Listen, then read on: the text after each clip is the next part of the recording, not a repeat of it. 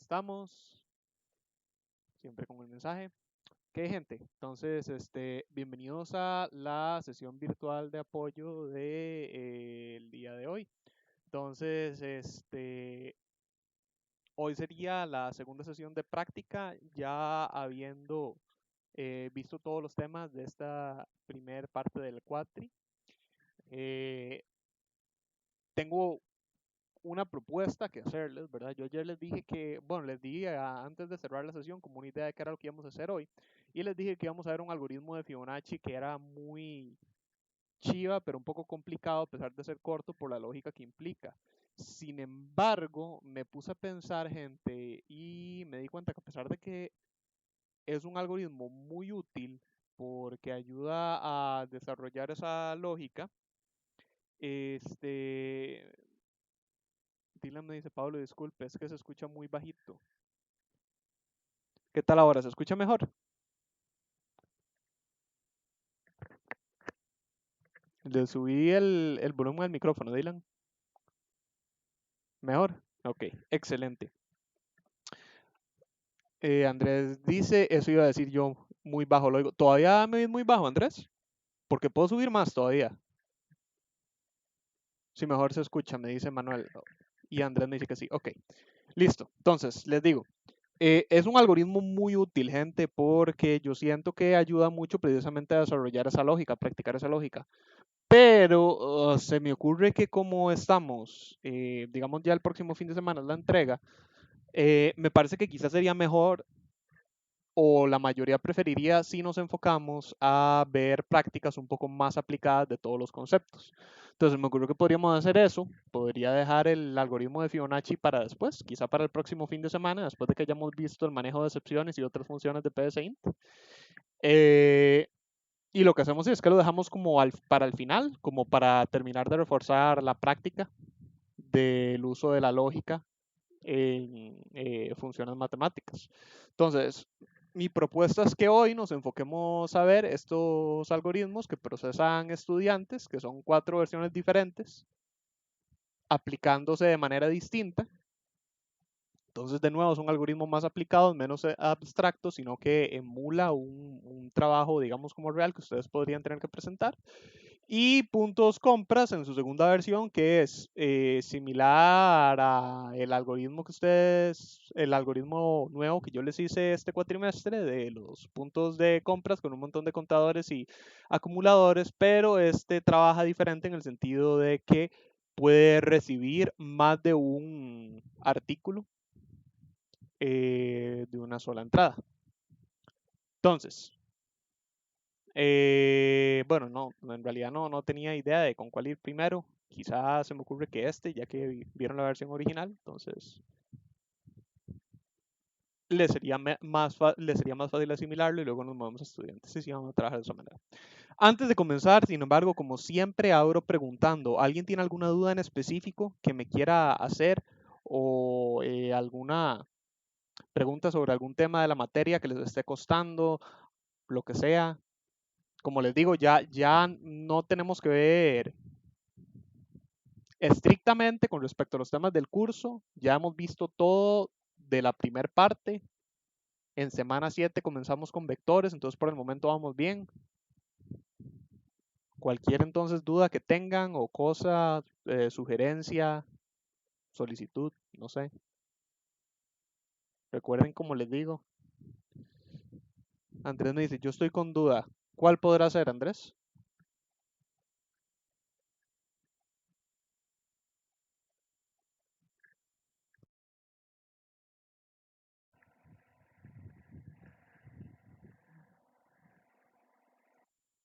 Andrés dice, la escribo y le levanto la mano.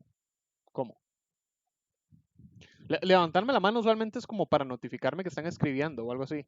Eh, Igual recuerden que yo les dije a ustedes, ¿verdad? Que yo los tengo que silenciar porque la cátedra me pide que no haya ruido de fondo, pero y para proteger su privacidad, ya que las sesiones se suben a YouTube. Pero si a alguno de ustedes no les molesta que la voz se escuche en la grabación, me pueden pedir que les quite el muteo, o sea, les quite el silencio para que me digan lo que me tengan que decir y luego sí los tendría que volver a silenciar, pero En caso de que prefieran de esa manera, recuerden que pueden hacer eso. Andrés me dice, si quieres me quitas el mute y te explico. Excelente, ok, ya voy. Solo tenemos un Andrés, ¿verdad? Sí, solo un Andrés. Ahí estás, Andrés. Opa.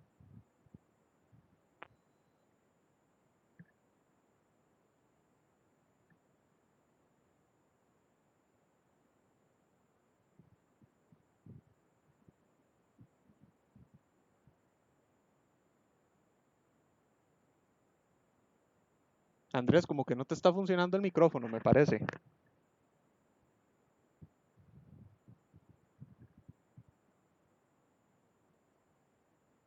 Pablo, Sí, Andrés. sí, Ya, ok. ahora sí. Y ahora sí, ok. Sí, es que lo tenía con unos audífonos de Bluetooth, pero creo que esos son los que me estaban dando bronca. Entonces los quité de momento. Ok. Y, por ejemplo, ya para lo que son los proyectos, el proyecto uno y para este proyecto, nos pusieron a sacar al puro final lo que son, por ejemplo, en el primero nos pusieron a sacar edad mayor, edad menor, ¿verdad? Ahora Ujú. en este otro nos pusieron a sacar el día con el monto total de precios netos más bajo y el día con el monto total de precios netos más bajo. Es por día. En el proyecto anterior, lo de menor mayor sí lo logré hacer. Ahora, mi pregunta es, ¿este de día con monto total de precios netos más bajo o más alto es aplicado igual o tiene alguna variable? Porque vieras que no le he podido llegar. Ya tengo como 3 días. Digamos, estuve pegado ya con lo del para, eso yo ya lo pude solucionar y ya ahora sí ya me funciona todo bien.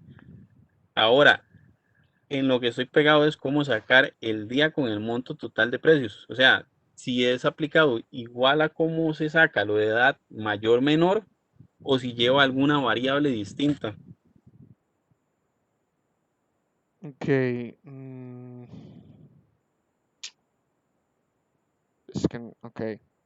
El problema, Andrés, digamos, estoy pensando a ver cómo te puedo ayudar. El problema es que me estás directamente preguntando cómo Sobre resolver. algo del proyecto, sí. No, Sí, no, no es como resolver, no es como resolver el dilema mío, porque digamos, yo sí sé cómo sacar menor mayor, digamos, a referencia del proyecto, eso sí lo ujú. sé.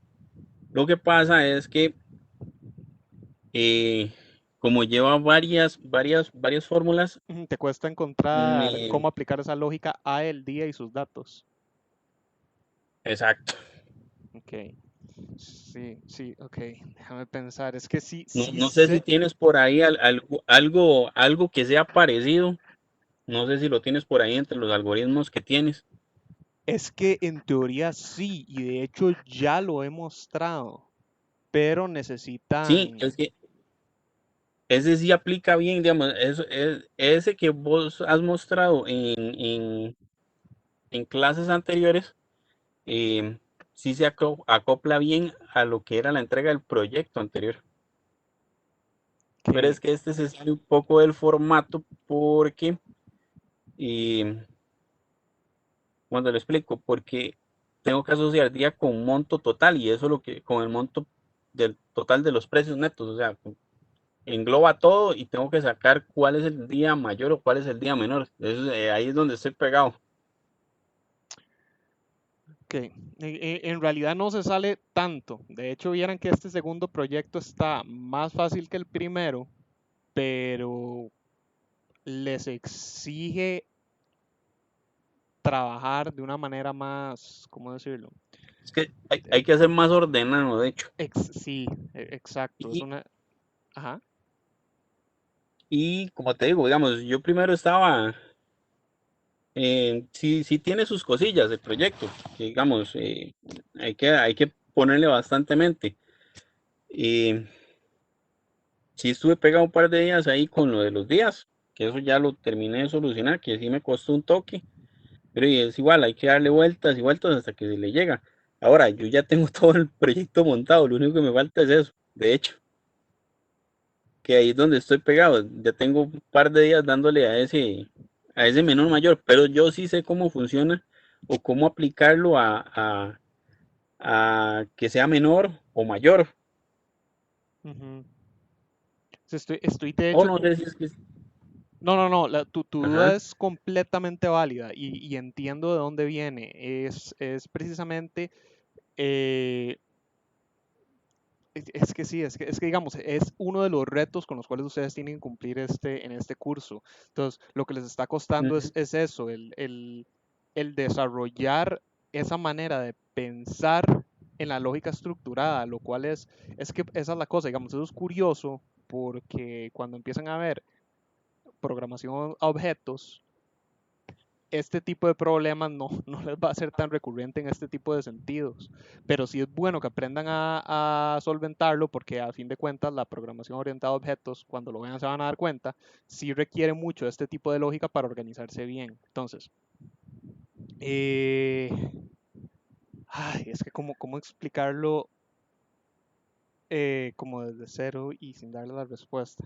Digamos, ustedes tienen No, que... digamos, yo tengo la respuesta, la respuesta, no toda la respuesta, tengo gran parte de la respuesta, lo que me hace falta es cómo meterlo ahí para terminar de armarlo. Exacto, a eso me refiero. Por Digamos, eso te, vos sabes calcular o solucionar el problema, pero no sabes implementar. O sea, si no estás encontrando cómo implementarlo, es la cosa. Entonces, ajá, es lo que estoy intentando. porque sí, Ajá.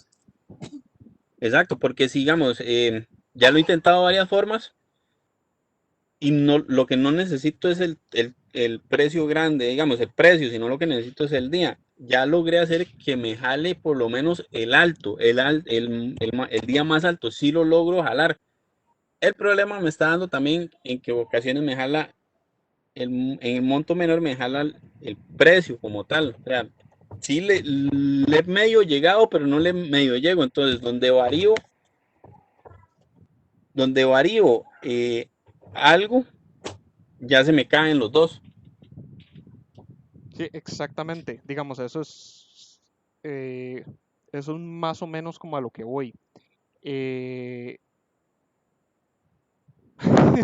¿Qué problemas? Estoy tratando de sacar la explicación. Pero me está costando también condensarla. Ok, digamos, veámoslo de esta forma. En PSINT como tal y en este tipo de programación que ustedes están viendo, que es la programación estructurada, no hay objetos, no hay, valga la redundancia, estructuras como tal, sino que ustedes tienen que representar esas estructuras por medio de diferentes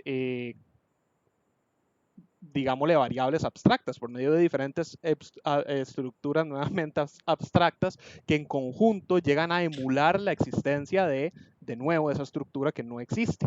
Como por ejemplo, una persona. Sí, sí, Entonces, eso sí te lo entiendo, digamos, que tengo que poner, digamos, una variable en X posición para que vaya acumulando todo eso y después me lo jale al puro final, pero no. okay, se me ocurre, tengo una idea que quizá te pueda ayudar y va a ser lo suficientemente diferente como para poder decir que no estoy dándole la respuesta al proyecto, sino que estaría, me parece, ayudándote a que veas cómo más o menos implementar eso. Me parece también que ya entiendo a lo que te referías al principio cuando me preguntabas si ocupabas una variable adicional. Y creo, si estoy entendiendo bien, creo que la respuesta es sí. Entonces, estoy a punto de construir un ejemplo rápido para más o menos Ujú. darte la idea. Antes de hacerlo, sin embargo, eh, precisamente por eso de que la cátedra me pide que no haya ruido de fondo, te pregunto, ¿querés agregar algo más? O igual si no cualquier cosa, sin media explicación, me necesitas interrumpir para agregar algo, puedes hacerlo, me levantas la mano y yo te quito el muteo otra vez. Ok, sí, no, no hay problema, de momento sí, así sería. Más Ok, bien pura vida, por favor. claro, claro, con muchísimo gusto. Entonces voy a volver a ponerlo. Nada más déjame ver qué me han dicho acá. Ahora sos vos. Eric me dice buenas noches. Muy buenas noches, Eric. Bienvenido. Ok, gente. Entonces se me ocurre lo siguiente. Yo voy a definir una serie de variables. Las voy a definir como cadena sencillamente porque la cadena es como la variable más flexible que hay en PSI. Entonces digamos, persona 1 persona 2, persona 3. Hagámoslo así, solo con 3 personas como cadena. ¿Ok? Entonces, ahora voy a definir...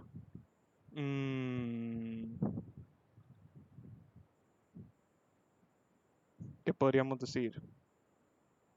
Hagamos edad 1 para persona 1, edad 2 para persona 2, edad 3 para persona 3 como entero y aparte definamos, de hecho hagámoslo acá para que queden juntos, vamos a definir una cadena más que se llame,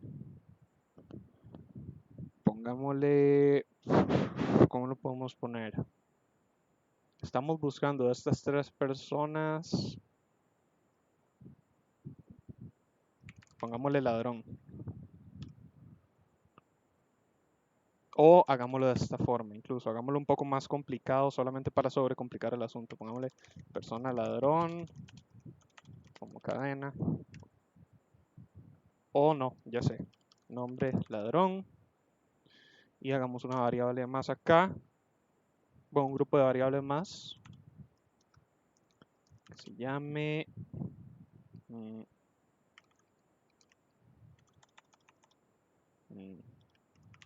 culpa 1, culpa 2, culpa 3 como lógico. ¿Ok? Vamos entonces a definir, a inicializar culpa 1 como falso en un comienzo.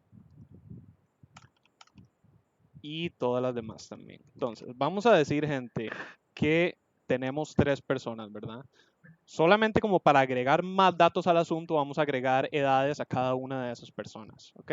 Entonces, vamos a decir que una de esas 3 personas es un ladrón. Vamos a determinar el ladrón. Pero la forma en la cual vamos a determinar el ladrón es según una respuesta del usuario. De hecho, vamos a hacerlo, vamos a meter ahí un, bueno, pongámosle resp. Una variable resp que sea la respuesta del usuario. Entonces, voy a pausar un momento la grabación, nada más como para que no quede, no haya mucho tiempo de silencio yo programando la grabación y ahorita lo resumimos. Ok, continuamos con la grabación, duramos un poquitico más de lo que tenía esperado, pero bueno, como les dije, es un código que literalmente me acabo de inventar, no lo tenía ni siquiera, no lo tenía pero ni pensado, entonces, bueno. Ahora, mientras lo estaba haciendo, Krelin me hace una consulta que me gustaría tener bajo la grabación. Entonces le dije que me dieron un segundito y se le iba a contestar así bajo la grabación. Entonces me dice Krelin, una consulta, si yo no quiero usar un comando, por ejemplo, según o si entonces me dejan puntos o queda a criterio de nosotros cómo usar un algoritmo. Es una pregunta que me gusta mucho, Krelin, porque es una pregunta que no, es una de esas preguntas que no tiene una respuesta sencilla en el sentido de que depende mucho de varias situaciones. Situación número 1, depende del tutor y el tipo del proyecto. Es una de las situaciones más aburridas porque básicamente es, la que es una de las respuestas menos directas, pero no es la respuesta final. Ahorita expando más. Entonces, si es un proyecto donde específicamente te van a estar evaluando e incluso explícitamente te dicen que tenés que utilizar sys anidados y vos decidís en vez de usar el sí entonces usar un según, ahí por supuesto te van a bajar puntos. No porque esté mal, sino porque te están pidiendo explícitamente que resolvas el problema de alguna manera para que demostres tus habilidades usando esa estructura. De nuevo, eso es un caso específico. Ahora, por otro lado, puede depender el tutor en otro sentido. Si es un problema que se puede resolver fácil utilizando el según, como por ejemplo si tenés 6 casos posibles, que digamos por ejemplo tenés 6 personas y al final te piden que se elija una de las 6 personas, el usuario elige la persona 6 y entonces donde se elige la persona 6 tenés que seleccionar la serie de instrucciones para trabajar con la persona 6. En ese caso es mucho más eficiente trabajar con un según, porque estás básicamente desplegando un menú. No es explícitamente un menú, pero ve que funciona como un menú. Tenemos 6 personas y te estás preguntando al usuario cuál de las 6, con cuál de las 6 querés trabajar. Entonces, en ese caso, si utilizas un sí entonces, la razón por la cual depende del tutor es porque puede que con el sí entonces funcione y el algoritmo te haga lo que tiene que hacer, pero puede que el tutor te baje un poquito de puntos en el criterio de eficiencia. Ustedes pueden revisar que usualmente uno de los criterios que usualmente hay en los algoritmos es que el algoritmo, perdón, en las evaluaciones de sus proyectos es que el código sea eficiente, ¿cierto? Entonces, usualmente esos puntos se bajan cuando el tutor ve que ustedes no que no encontraron la mejor solución para algo, porque sería muy grosero que si no encuentran la mejor solución, considerando que ustedes estén aprendiendo, les pongan un cero, sino que ustedes eh, implementen una solución que es muchísimo más complicada de lo que podría ser. Entonces, en ese caso, por ejemplo, si vos lo que haces es metes un montón de sys anidados cuando fácilmente podrías nada más haber utilizado un según, ahí quizá te bajen un poquito de puntos. Pero de nuevo, depende del tutor y de qué tan comprensivo sea. Finalmente, la última respuesta que te puedo dar en el caso de un algoritmo que vos estés haciendo o donde cada uno tenga su ventaja o desventaja, depende de cómo lo estés implementando, o si no hay diferencia alguna por el tipo de implementación que estás usando o el tipo de código que estés construyendo, en ese caso es tal y como vos lo decís, queda a criterio tuyo cuál de las dos es mejor.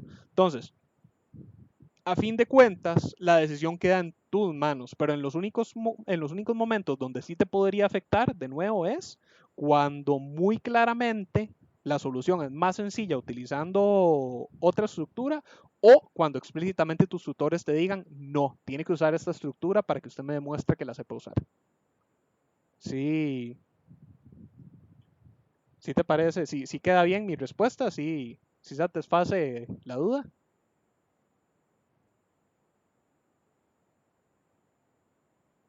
Krelin me dice, sí, gracias. Excelente. Ok. Entonces, ahora sí, gente, vamos a ver el algoritmo. Entonces, ahora que estamos bajo la grabación, lo voy a explicar un poco más profundo. La idea de este algoritmo es ejemplificar esa duda de Andrés. Entonces, Andrés me decía que él sabe cómo resolver un problema para determinar un valor, por así decirlo, diferente a los otros, que es un mayor o menor. Vean que acá yo estoy haciendo algo similar. Yo no estoy determinando un valor mayor o menor, pero estoy determinando un cierto, un cierto objeto, digámosle, que resalta a lo largo de las tres personas. Yo estoy tratando de buscar una persona que sea culpable de un robo de entre tres personas. Las tres personas, yo estoy inicializando la variable relacionada a cada una de ellas, que es culpa, como falso. Vean que yo no tengo una estructura como tal de persona. Yo tengo variables relacionadas según la cantidad de datos que yo necesito recordar. Entonces, el algoritmo está sobrecomplicado en el hecho de que hay muchas variables cuyo uso es casi que trivial, como edad. Edad en realidad no me sirve para nada resolver el problema, sino que es nada más algo del reporte final, pero lo estoy incluyendo a finalidad de ejemplo, por el hecho de que ustedes muchas veces les piden más datos que solamente el nombre de un usuario. Entonces, por eso es que igual metí más variables. Pero como sea, imaginen entonces que el algoritmo lo que está haciendo es eso, está perfilando a los tres sospechosos. Entonces, tenemos persona 1, persona 2 y persona 3, pero vean que persona 1, persona 2 y persona 3 dentro del código en realidad lo que son cadenas, son sencillamente los nombres de las personas. Pero yo los estoy usando como la variable representativa de cada uno de mis objetos emulados, digámosle, de mis estructuras inexistentes, porque de nuevo, vean que no existen como tal. Entonces, luego yo creo dos variables comodín, que va a ser mi nombre ladrón, que es donde yo voy a recordar quién es mi ladrón, y una variable respuesta para que el usuario me pueda contestar en ciertos determinados casos. Tenemos culpa 1, 2 y 3, que son otras variables relacionadas a persona 1, 2 y 3, que va a determinar el estado de culpabilidad según la evidencia de cada una de las personas. Y tenemos edad 1, 2 y 3, que de nuevo, para el perfil en el reporte final nos van a estar indicando las edades de cada uno de los usuarios. Luego tenemos I, que sencillamente lo voy a utilizar como contador para el uso de paras. Entonces, vean que yo comienzo mi algoritmo con nombre ladrón siendo nulo para determinar un valor nulo para yo saber si no hay un ladrón.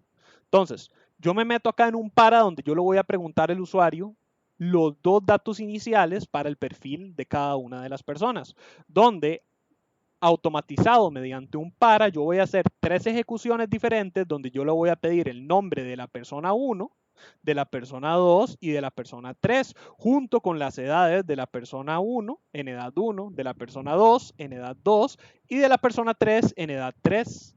De nuevo, vean que aquí no hay una sola estructura. Yo estoy programando mi código de tal forma que parece que es una sola estructura, pero en realidad son variables aparte.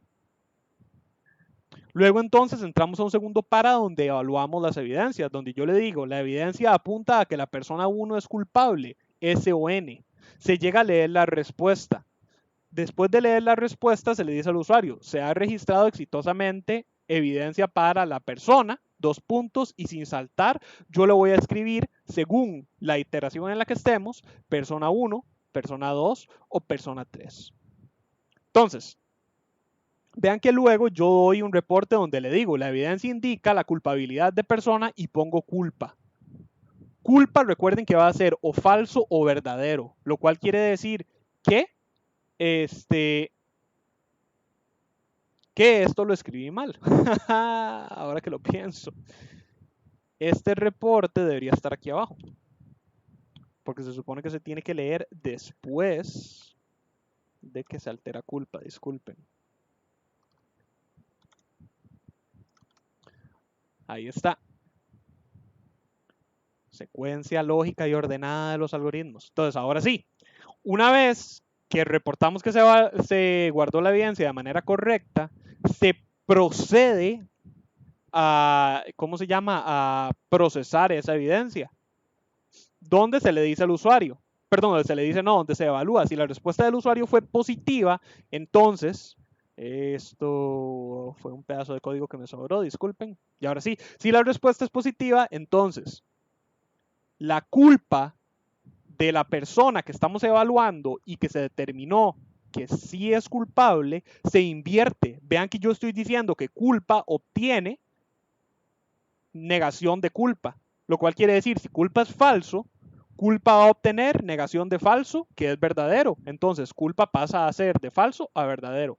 Alternativamente, si culpa fuera verdadero, aunque según nuestro algoritmo eso no va a pasar, pero supongamos que culpa es verdadero y se está diciendo, digamos, si el algoritmo fuera más largo y yo lo que estoy diciendo es que no es culpable, entonces yo le puedo decir, culpa obtiene negación de culpa, donde, de hecho yo debería, ahora que lo pienso, cuando lo modifique lo voy a hacer así más largo para que pueda recibir varios culpables y se evalúe según la variable lógica. Eso era lo que quería hacer originalmente. No importa, eso lo hago otro día. Sí, donde culpa estaría obteniendo, si culpa fuera verdadero, entonces obtendría negación de verdadero, que es falso, y culpa se invierta a falso. Entonces vean que esta es una manera interesante de trabajar con las variables lógicas. Luego, como estamos invirtiendo culpa porque el usuario nos dijo que esta persona, 1, es la culpable, yo a nombre ladrón, que es mi variable donde voy a albergar la cadena representativa de mi ladrón, le voy a asignar el nombre del ladrón que encontramos. En este caso, si el usuario hubiera contestado con positivo para la primera persona, yo voy a estar guardando en nombre ladrón el nombre de la persona 1.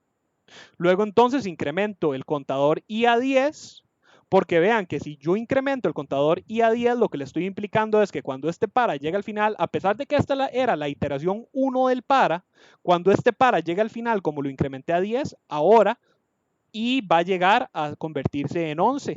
Como I siendo 11 es mayor que 3, el para termina y efectivamente estaríamos saliéndonos de la estructura del para antes de tiempo. ¿Ok? Sin embargo, si el usuario no contesta con S, significa que no es el culpable y sencillamente le decimos que la evidencia para la culpabilidad es culpa 1, que sería falso en un principio, es decir, no hay cambios a la culpa.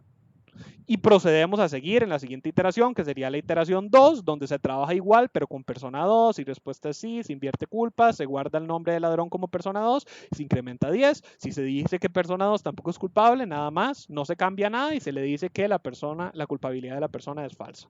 Lo mismo con persona 3.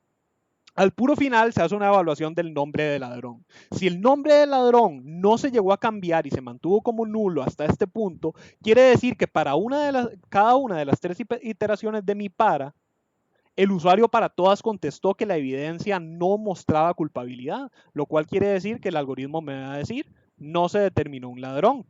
Por otro lado, si el nombre ladrón no es nulo, vean que el usuario en ningún momento puede cambiar directamente nombre ladrón. Nombre ladrón es una variable dentro del código. La única manera en la cual nombre ladrón puede cambiar es solo si el usuario determinó un ladrón. Si el usuario determinó un ladrón, nombre ladrón me va a guardar el nombre del ladrón. Entonces, caemos en el si no, donde yo le presento al usuario el resumen de datos y meto otro bucle para presentar los diferentes datos, donde yo le digo persona I para cada una de las 3 personas y escribo los datos de cada una de ellas. Nombre, persona 1, edad, edad 1, culpable, culpa 1, que va a ser verdadero o falso, dependiendo de quién sea el culpable. Lo mismo para la carta de presentación de persona 2, digámosle, o para el registro, se me fue la palabra que estaba usando, ¿cómo era? Bueno, digámosle carta de presentación. Lo mismo va a ocurrir para la persona 3 y al puro final, vean que me va a reportar el nombre del ladrón es nombre ladrón, donde yo guardé el nombre del ladrón. ¿Ok? Entonces, si yo quisiera presentar más datos del ladrón, podría hacerlo. Digamos, yo podría meter aquí en entero edad ladrón para tener más datos del ladrón. Entonces, vamos a implementar también edad ladrón ahorita. Si persona 1 es culpable, edad ladrón es edad 1. Si persona 2 es culpable, entonces edad ladrón va a ser edad 2. Pero si persona 3 es la culpable, entonces edad ladrón va a ser edad 3. ¿Ok? Luego entonces, al puro final, puedo decir edad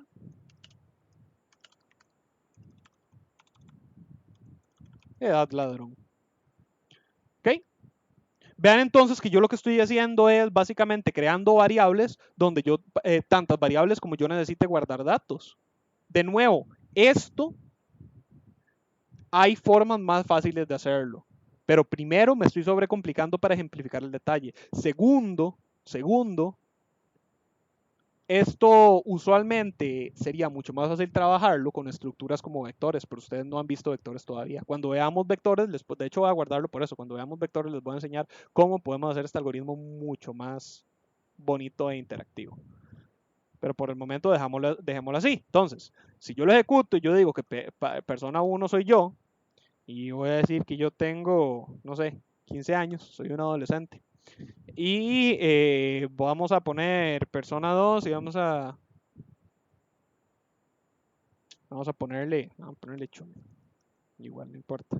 Digamos que tiene 13 años, no sé, son un montón de adolescentillos y pongámosle... No, adolescente no, pongámosle joven. Y que joven tiene 18, es el más viejillo. Entonces, la evidencia apunta a que la persona 1 es culpable, ese soy yo. Digamos que yo no soy culpable. Hagamos que persona 2, de hecho, primero hagamos que ninguna sea culpable para que ante la grabación queda. Si ninguna es culpable, vean que como ninguna de las opciones llegó a marcarse como positiva, hasta el puro final, quiere decir que no se encontró ninguna persona culpable. Entonces, al puro final, llega y se determina que como nombre ladrón quedó como nulo, se le dice al usuario nada más, no se determinó un ladrón. Pero por otro lado, si hubiéramos determinado un ladrón, vamos a hacer que sea persona 2. Vean que acá después de persona 1 incluso, él me dio el reporte que dijimos, se ha registrado exitosamente evidencia para la persona Paolo. La evidencia indica culpabilidad, falso. Entonces, vamos ahora a decir que persona 2 es la culpable. Cuando yo le diga que sí, el algoritmo debería tirarme de una vez el reporte porque quiere decir que ya encontramos quién fue el culpable. Si yo le digo que es persona 2, dicho y hecho, vean que salta hasta el puro final porque ya encontró el culpable, se ha registrado exitosamente evidencia para la persona Chumi, la evidencia indica culpabilidad verdadero, me tira el resumen de datos donde me dice persona 1, nombre Paolo, edad 15, culpable, falso. Persona 2, nombre Chumi, edad 13, culpable, verdadero. Ahí está, persona 2 es la culpable. Persona 3, nombre joven, edad 18, culpable, falso. Luego al puro final tenemos, el ladrón es Chumi, edad 13. Dicho y hecho, el ladrón fue Chumi y su edad era 13. ¿Ok? ¿Qué tal queda la idea? Créanme, gente, créanme que lo que estoy explicando precisamente ejemplifica cómo es que ustedes implementan todo ese tipo de soluciones. Como encontrar eso que estaban buscando, lo que me preguntó Andrés, solamente que de nuevo, no se los puedo decir directamente por sería darles la respuesta a cómo implementar la solución. Pero vean que de nuevo, yo lo que estoy haciendo es relacionando muchas variables para dar la ilusión de una sola estructura con múltiples valores. Vamos a ver. Errol me dice, las estructuras de control se refieren a las estructuras de decisión o repetición. Ambas, Errol. Acordate que las estructuras de control son todas estas. Bueno, estas no. Estas de acá. Las estructuras de control son estructuras de un lenguaje de computación que lo que hacen es controlar el flujo de un código, por eso se llaman estructuras de control. Entonces, ve que el flujo de un código se puede controlar de dos maneras. Por medio de una estructura de decisión que va a controlar el flujo, digámoslo como acá en este sí, que es una estructura de decisión y controla el flujo para determinar si yo paso de aquí hasta acá o si paso de aquí a acá, o incluso con el según para determinar si yo paso de aquí a acá o si paso de aquí a acá o si paso de aquí a acá. O el flujo del algoritmo se puede controlar también por medio de estructuras de repetición, como en el caso del para, que lo que hace es controlar si cuando yo llego al final puedo continuar o me tengo que devolver hasta arriba. Por eso se llaman estructuras de control. ¿Okay? Las dos, ¿verdad? En resumen, las dos. Estructuras de control son ambas. Krelin me dice, súper bien, me gustó mucho, excelente Krelin, me alegra montones que te haya gustado. Como les dije, gente, este algoritmo yo lo guardé porque me gustó la idea, me pareció que me dio inspiración para trabajarlo y más adelante convertirlo en un algoritmo más grande y que haga más cosillas. Entonces lo voy a guardar. Pero si quieren, me lo pueden pedir por correo y se los mando así, el primer boceto que hice, por si lo quisieran revisar luego. Dylan me dice, quedó bien ejemplificado. Ok, excelente, Dylan, me alegra montones que sí te haya llegado la idea. Andrés, excelente, Andrés, vamos a ver qué nos dice Andrés. Me dice, gracias, sí me queda una idea de cómo llegar a sacar la información que necesito para alimentar el... bueno, creo que vamos a alimentar el menor mayor con base en esa variable de atrás. Y bueno, la idea es esa, sí, que sí te llegó la idea, entonces, excelente, me alegra, me alegra. Errol me dice, gracias, con muchísimo gusto, Errol. Y Andrés me dice, no sé si me expliqué bien. Sí, lo suficientemente bien. Para alimentar el menor, mayor. Sí, alimentar, me imagino que te referís, sí, ya. ¿A dónde estarías tirando la información? Entonces, sí. Sí se entendió al final. Lo importante es que sí logré comunicar lo que quería comunicar. Entonces, estoy satisfecho con eso. Y me alegra si les haya gustado el algoritmillo. A ver, Pamela me dice, profe, ¿y cuándo suben esta tutoría? No te lo puedo asegurar, Pamela, porque recordá que yo no soy el encargado del canal de YouTube. El canal de YouTube es administrado por otra persona en la cátedra. Yo usualmente lo que hago es, apenas yo termino mis sesiones, yo lo que hago es que las subo, se las envío a la persona y luego esa persona se organiza para subir todo el contenido que tiene que subir al canal. Se da un periodo de 48 horas porque a veces pueden suceder imprevistos. Digamos, yo cuento mucho una anécdota que nos pasó una vez, porque antes lo que dábamos eran 24 horas y una vez nos pasó que intentamos subir la sesión, bueno, intentó esa persona subir la sesión y bueno, en ese momento era otra, de hecho, es que ya cambiaron. Bueno, el punto es que la persona en el momento encargada del canal me llama y me cuenta que intentó subir la sesión y que ya está en 100 y que ya está lista, pero que YouTube no le da la gana publicarla, nada más se quedó ahí pegada y que ya era la tercera vez que lo intentaba y que no quería. Y pasaron horas y nada que quería. Y la subimos tarde, no se pudo subir hasta el día siguiente. Al final lo que la persona resolvió hacer es, voy a darle chance a ver. Y dicho y hecho, tuvo que dejarla horas y horas y horas y al rato YouTube dijo, sí, está bien y ya, la subió exitosamente. Pasó del 100% a decir que sí se subió.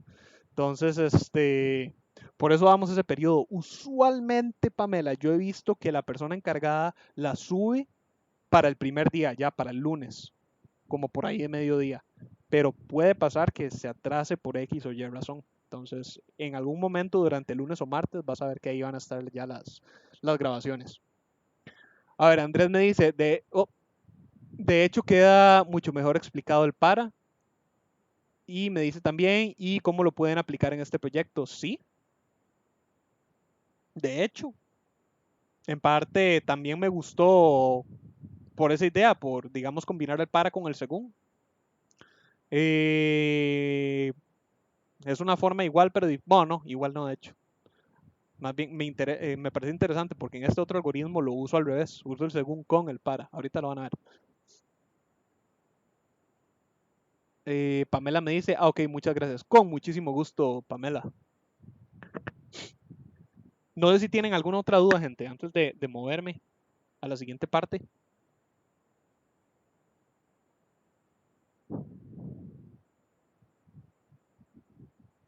Recuerden levantarme la mano por cualquier cosa. Si no, salto al siguiente ejemplo. Ok, entonces. Nada más acomodar esto acá.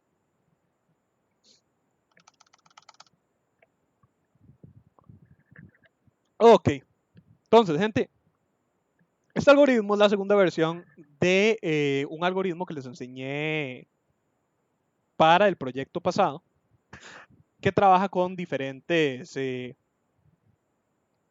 contadores y acumuladores. En esencia, este algoritmo hace algo similar al que acabamos de construir, pero más simple, en el sentido de que el anterior tiene tres variables relacionadas y dos variables de tipo como comodín o de reporte final, digámoslo. Este solamente tiene dos, en el sentido de que tiene, por ejemplo, puntos golosinas y golosinas. Entonces, recuerden que todas las variables llamadas puntos lo que hacen es acumular, es un acumulador, por eso, me va a ir acumulando el total de puntos que tiene un usuario para cierto artículo en la tienda. Entonces, digamos, por ejemplo, que el usuario me haya comprado muchas golosinas, entonces va a tener un cúmulo de tantos puntos, digamos, 800 puntos en golosinas para canjear luego en golosinas. Luego tenemos el contador, como por ejemplo golosinas, que lo que hace es sencillamente contar cuántas golosinas ha comprado el usuario. Ahora que lo pienso. No, sí, estamos bien. ¿Cuántas golosinas, verdad, ha llegado a comprar el usuario? Entonces, digamos, si el usuario ha comprado 3 golosinas,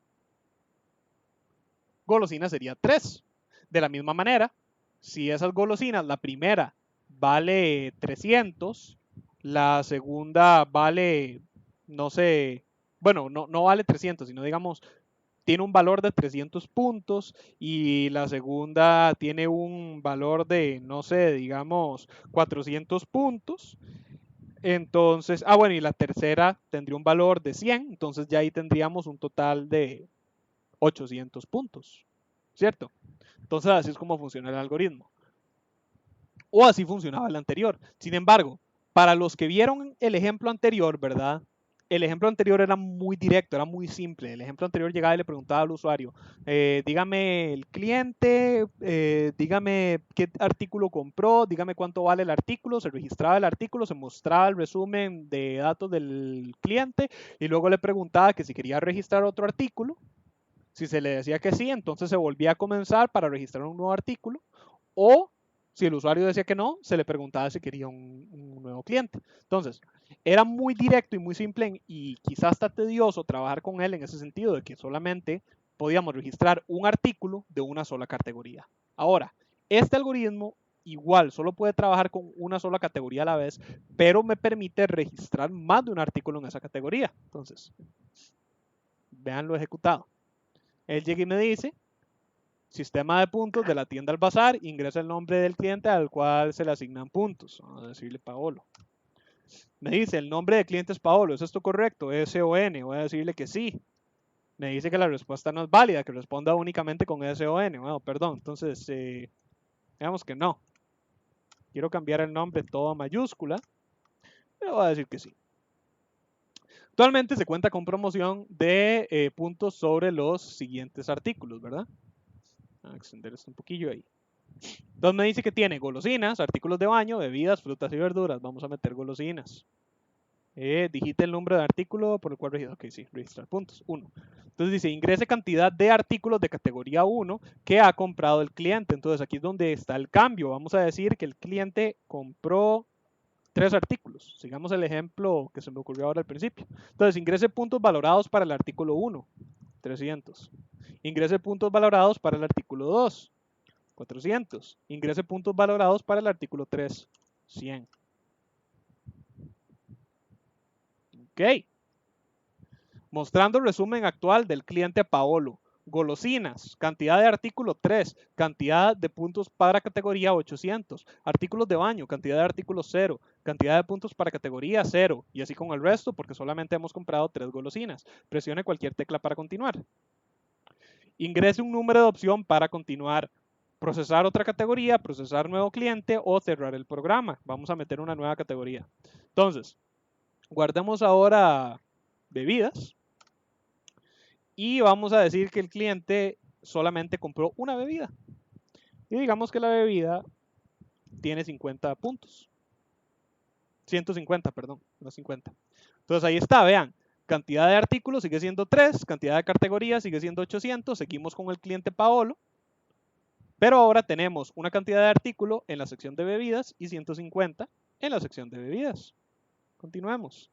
Vamos a procesar una categoría más. Es más, no procesemos una categoría más, actualicemos bebidas.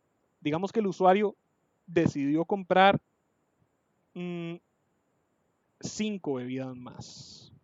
Entonces, como son 5 bebidas más, en teoría ahora el usuario tiene 6 bebidas, ¿cierto? Hagamos el cálculo sencillo. Usualmente teníamos 150 puntos de bebidas. Entonces, digamos que las 5 bebidas nuevas que vamos a comprar van a tener valor de 100 cada una. Así de fácil. Eso significa que al final deberíamos de tener 650 puntos de bebidas y 6 bebidas. Vamos a ver. Artículo 1, 100. Artículo 2, 100. Artículo 3, 100. 4, 100. 5, 100.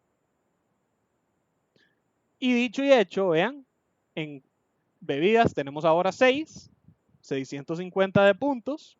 Seguimos con Paolo. ¿Okay? Procesemos un nuevo cliente. Le voy a decir que quiero un nuevo cliente. Vean que ahora lo que hace es me devuelve el puro principio y me pide que le asigne un nuevo nombre. Vamos con Chumi. Esta fue la tienda donde Chumi se robó el artículo. Pero primero compró para que no se viera muy sospechoso. Entonces, digamos que compró verduras. Pero aquí es donde Chumi hace el robo. Entonces, donde Chumi va a comprar verduras, cambia de opinión y le dice al perito de la tienda que nada, que la verdad no. Entonces, el perito llega y dice, no, compró 0 verduras, al final no quiso. Entonces, vean que cuando yo dije 0 verduras, el programa lo que hizo fue, ok, no compró artículos, no le voy a preguntar cuántos puntos porque no hubo artículos. Entonces, de una vez paso al final y tenemos que Chumi en golosinas tiene 0 artículos, 0 puntos, en artículos de baño 0, 0, bebidas 0, 0, fruta 0, 0 y en verduras 0, 0. ¿Ok? Lo mismo va a pasar con Chumi si yo luego quiero trabajar con todos los, digamos, ir metiendo más valores e ir procesando más cosas. Por si acaso me lo quieren preguntar, por la manera en la cual trabaja este algoritmo, no. Ya para este punto estamos emulando un procesamiento de cliente a cliente. Eso quiere decir, si yo quiero regresar a Paolo, no puedo. Cuando yo ingreso un cliente nuevo, yo estoy asumiendo que ya es un cliente nuevo y yo estoy reescribiendo los valores, ¿ok? Si ustedes me quieren preguntar a mí cómo trabajar de tal forma que el programa recuerde todos los usuarios con los que trabajamos, gente, con las herramientas que ustedes conocen al momento, eso va a ser sumamente tedioso, porque significa que tendría que crear cúmulos de variables como los que ya vieron arriba para toda la cantidad posible de clientes. Eso, gente, se vuelve más fácil en PSInt cuando vean matrices. Entonces, cuando vean matrices, si quieren, les puedo sacar una tercera versión de este algoritmo, donde el algoritmo sí recuerde los datos de todos los usuarios que hemos procesado. Por el momento, gente, hay que gatear antes de caminar y caminar antes de correr, ¿verdad? Entonces vamos a decirle que quiero cerrar el programa y la ejecución se finaliza. Listo. Veamos entonces cómo trabaja el algoritmo. Entonces, veo esta sesión, estoy viendo gente que o no veo muy a menudo o que de hecho nunca había visto en mis sesiones. Entonces, voy a explicarlo rápidamente para aquellos que no, quizá no hayan visto el ejemplo, pero lo voy a explicar más rápido que la primera vez que lo expliqué por aquellos que ya lo vieron. Entonces, vamos a buscar un punto medio para ambos. Entonces, en la inicialización, vean que yo inicializo cliente nuevo como verdadero. Cliente nuevo es mi variable lógica que me determina si estamos trabajando con un cliente nuevo o un cliente viejo. Todo el algoritmo está, o bueno, el cuerpo del algoritmo está encerrado en un bucle de repetir, que es el que me controla las iteraciones sucesivas de el algoritmo antes de que el usuario quiera cerrar. Entonces, si el cliente es nuevo, yo llego e inicializo todas mis variables. Puntos golosinas, golosinas, puntos baño, artículos de baño, puntos de bebidas, bebidas, bla, bla, bla. Todos me los inicializan cero porque es un cliente nuevo. Luego entramos en un repetir que llega, me limpia la pantalla, me muestra el título de bienvenida y me pide el nombre del usuario. Eso se lee en nombre y se le dice al usuario, el nombre del cliente es nombre, ¿es esto correcto? S-O-N. Se lee la respuesta. Se evalúa la respuesta para determinar si la respuesta no es S y tampoco es N, se ingresa en esta trampa de mientras donde se embucla al usuario en este mientras, contestándole constantemente que la respuesta no es válida hasta que él decida contestar una de las dos respuestas válidas. Cuando una de esas dos respuestas válidas cuando se da una de esas dos respuestas válidas, el usuario logra escapar de la trampa del bucle y cae en la evaluación del repetir interno. Ojo, recuerden que tenemos dos repetir, ¿verdad? Tenemos el externo, que es el que engloba todo el algoritmo, y este interno que nos metimos después de inicializar todas las variables. Este repetir sencillamente controla que el usuario esté satisfecho con el nombre del cliente. Dicho y hecho, vean que este repetir acaba cuando el usuario contesta S a la pregunta de si el nombre es correcto. Cuando el nombre es correcto, continuamos con la ejecución del programa. Cuando el nombre no es correcto, nos devolvemos al comienzo, donde volvemos a imprimir el título y le volvemos a pedir el nombre. Entonces, asumiendo que el usuario dice que ese es el nombre correcto, vean que cliente nuevo llega y se asigna como falso. Es decir, acá estamos implicando que el algoritmo ya reconoce que el cliente con el que vamos a comenzar a trabajar ya no es un cliente nuevo, ya es el cliente con el cual estamos trabajando de aquí en adelante. Contrariamente, vean que al puro principio, si cliente nuevo en este punto hubiera sido falso, es decir, si este repetir nos hubiera devuelto al inicio del algoritmo con un cliente que no es nuevo, vean que lo único que ocurre es que se limpia la pantalla y se muestra el título del programa en vez de todas estas preguntas de si el nombre, de cuál es el nombre del usuario, porque no ocupamos volver a preguntar el nombre del usuario si no es un cliente nuevo. No se reinicializan los puntos ni los contadores, porque si el cliente no es nuevo, entonces los contadores y acumuladores tienen que mantenerse. Pero si el cliente sí es nuevo, sí se reinicializa todo. Ok. Continuando, habiendo ya determinado si el cliente es nuevo o es viejo y habiendo tomado las medidas necesarias, vean que indiferentemente de que el siguiente paso es imprimir el menú de artículos, donde se le dice a el usuario que estos son actualmente los puntos de promoción, bla, bla, o bueno, los artículos de promoción, bla, bla, bla, tenemos golosina, el artículo, bla, bla, ustedes lo vieron eso ahora en ejecución. Se le pregunta al usuario que cuál de los dígitos quiere y entonces se hace una pequeña evaluación aquí interesante, que yo les había dicho a ustedes que es sobrecomplicar el asunto, pero es como una manera de controlar las respuestas entre 1 a 5, donde si la respuesta de ANS no es ni 1, ni 2, ni 3, ni 4, ni 5, se le dice al usuario que la respuesta no es válida hasta que conteste con un dígito cadena de una de estas.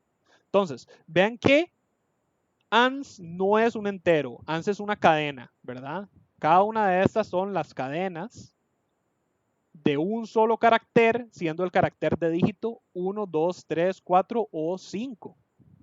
Cuando el usuario contesta con una de esas, luego entonces llega y se le dice al usuario, ingrese cantidad de artículos de categoría ANS que ha comprado del cliente. Aquí es donde se lee la cantidad para determinar cuántos artículos de tipo golosinas, artículos de baño, bebidas, frutas o verduras compró. Entonces, vean que seguidamente se procede a utilizar un según con ANS.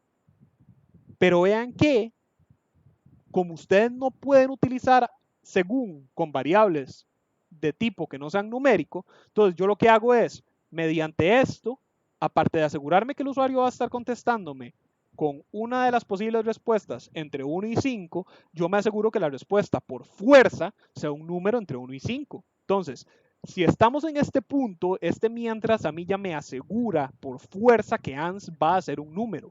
Si ANS es un número, significa, o bueno, una cadena representativa de un número.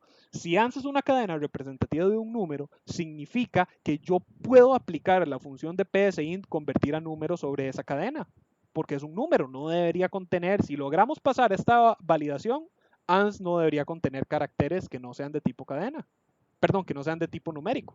Entonces, yo convierto ANS a número para determinar si voy a caer en el caso 1, en el caso 2, en el caso 3, en el caso 4 o en el caso 5. Vean entonces que cada uno de estos casos representa cada una de estas categorías que le indicamos al usuario. Dicho y hecho, vean que para cada una de las categorías tenemos un para llevar el control de los artículos que el usuario nos indicó acá de cantidad. Por ejemplo, vean entonces que en la categoría 1 lo primero que yo hago es ingresar en un para que me va a decir para i, teniendo un valor inicial de 1, hasta cantidad, siendo la cantidad de artículos que el usuario indicó que se compró, con paso 1 a hacer, y llega y se escribe, ingrese puntos valorados para el artículo tanto. Se lee como puntos, puntos golosina se incrementa por la cantidad de puntos, y golosina se incrementa más 1. Por si acaso, gente, hay una forma alternativa de incrementar este contador. Vean que teóricamente,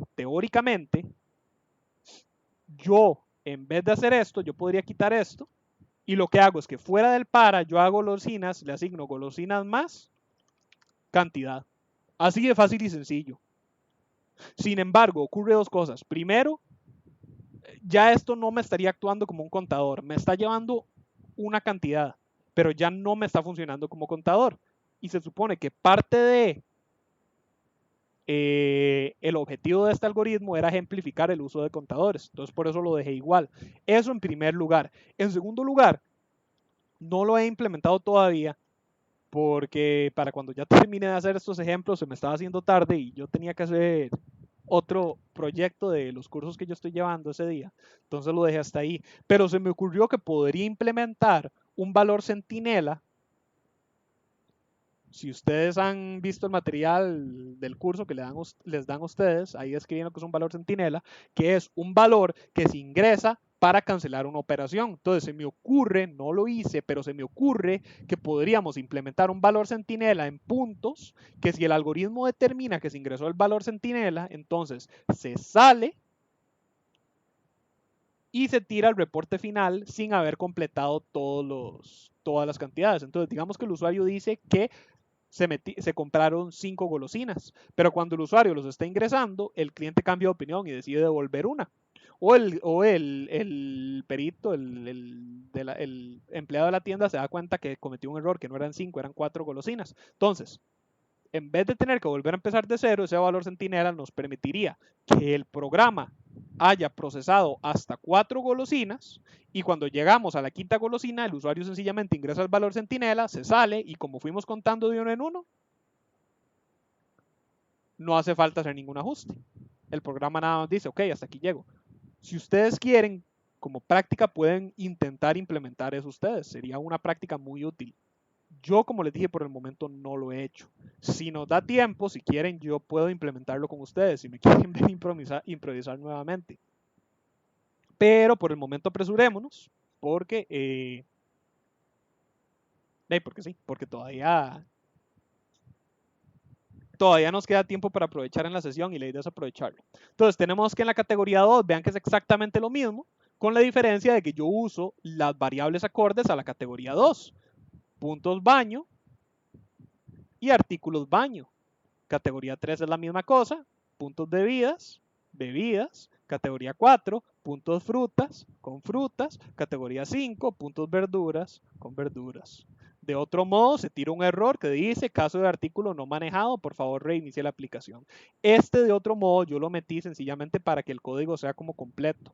Pero vean que en teoría esta línea no debería ejecutarse nunca. Esto debería ser imposible que se ejecute según la lógica de mi algoritmo, porque recuerden que mientras aquí arriba, en teoría, se asegura de que este ANS vaya a tener por fuerza uno de estos 5 valores. No debería ser posible que ANS tenga un valor fuera de uno de estos 5 valores cuando llegamos acá. ¿Ok? Entonces, yo lo metí de nuevo para que el algoritmo sea como más completo, más robusto, pero esto no debería ocurrir nunca. Por eso se le dice al usuario que cierre la aplicación, que la reinicie. Entonces, vean que una vez que terminamos de procesar todas las categorías, ocurre ese efecto ahí vacilón que ustedes vieron, donde el algoritmo espera 300 milisegundos y me va escribiendo 3 puntos cada 300 milisegundos, como para que parezca que está ahí procesando datos, no sé. Y luego me muestra el resumen de los datos que hemos procesado hasta el momento, donde me dice mostrando el resumen actual del cliente, nombre. Por eso le preguntamos el nombre del cliente arriba. Tenemos que para categoría 1 golosinas, cantidad de artículos, golosinas. Cantidad de puntos de categoría, puntos golosinas. Lo mismo ocurre para el resto de categorías.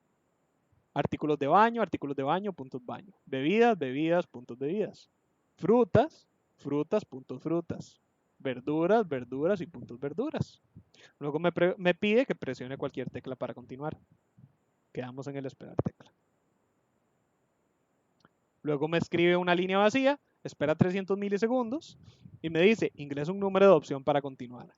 1, procesa categoría. 2, procesar cliente nuevo. 3, cerrar programa. Se lee como ANS y aquí tenemos otro mientras de trampa que también se asegura que la respuesta sea 1, 2 o 3. Si ninguna de estas respuestas ingresadas es concordante con ninguno de estos, entonces el usuario cae de nuevo en una trampa de un mientras, donde se embucla, donde constantemente se le dice que la respuesta no es válida y que elija una de estas 3. Cuando el usuario elige una de estas 3, vean que acá tenemos otro según, donde se convierte a número, porque precisamente mientras me asegura que ANS por fuerza va a tener valor 1, 2 o 3, entonces lo podemos convertir a número.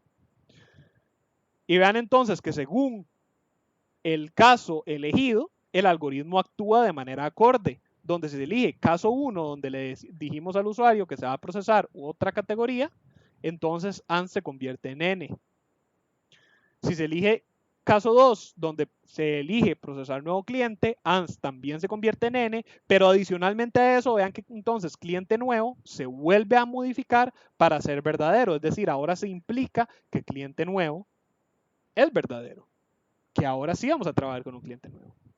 Por otro lado, si se elige la opción 3 de cerrar el programa, en el caso 3, ANS sencillamente se coloca a S. Ya vamos a ver por qué ANS para caso 1 y 2 se coloca en N y por qué en 3 en S. De otro modo, también se escribe el error de que esto no debería pasar, que se reinicie la aplicación. Ahora entonces, vean que llegamos al puro final del repetir que engloba todo el algoritmo, ¿verdad? Veanlo, acá está. Va desde acá hasta acá. ¿Ok? Entonces, vean que ese repetir se ejecuta hasta que ANS sea S. Por eso es que si el usuario elige la opción 3 para cerrar el programa, Vean que el usuario en ningún momento contestó S o N para este repetir. Es una manera curiosa de trabajar con ese repetir. Es a partir de las elecciones del usuario que el algoritmo por su cuenta determina cuál es el valor de ANS. Cuando el usuario elige 3, él básicamente aquí lo que está es decodificando este 3 en este convertir a número para modificar ANS de 3 a una S, de tal forma que este repetir entienda que el usuario lo que eligió es cerrar el programa. Y dicho y hecho, se cierra, se acaba el algoritmo, se sale del bucle. Por otro lado, si el usuario elige 1, quiere decir que el usuario dice que quiere procesar otra categoría. Como el usuario quiere procesar otra categoría, se le tiene que decodificar ese 1 de tal forma que este repetir entienda que tiene que volver a comenzar desde el comienzo, valga la redundancia. Entonces, se cambia ANS a N, aunque vean que en teoría lo podríamos dejar como 1, da lo mismo, porque vean que repetir solo evalúa que sea igual a S, pero por cuestiones de orden, yo sencillamente lo dejé así. Perdón, lo cambié a N. O no de orden, sino como para que el algoritmo sea más legible, digámosle. Pero vean que yo perfectamente pude haber nada más hecho 2 casos. Es más, esto incluso pudo haber sido un sí entonces. Pero, de nuevo, por cuestiones de legibilidad y para ejemplificar el uso del según, lo deja así tal y como está. Entonces, llegamos aquí. Si el usuario dijo que, no, que eligió la opción 1, entonces nos va a devolver hasta el puro comienzo. Como nos devuelve el puro comienzo, empezamos desde el repetir. Pero vean que en la opción 1 yo no cambié cliente nuevo. Y recuerden que cliente nuevo, bueno, cliente nuevo es inicializado en la primera ejecución del algoritmo como verdadero, antes de entrar en el repetir. Por eso es que al puro comienzo comenzamos con un cliente nuevo.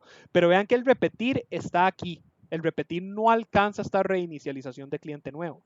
Quiere decir que si el usuario eligió la opción 1, el último valor de cliente nuevo es...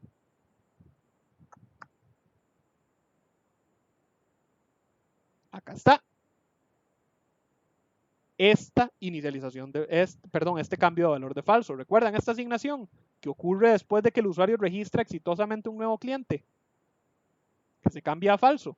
Vean que este cliente nuevo yo no lo vuelvo a tocar.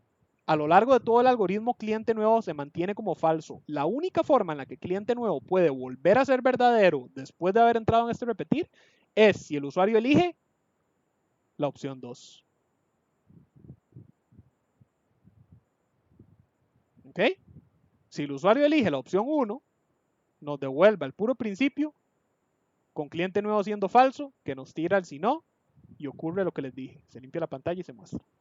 Pero por otro lado, si el usuario eligió opción 2 de procesar un cliente nuevo, entonces se reinicializan todos los valores, se pide un nuevo nombre de usuario y se vuelve a comenzar como si fuera una ejecución nueva.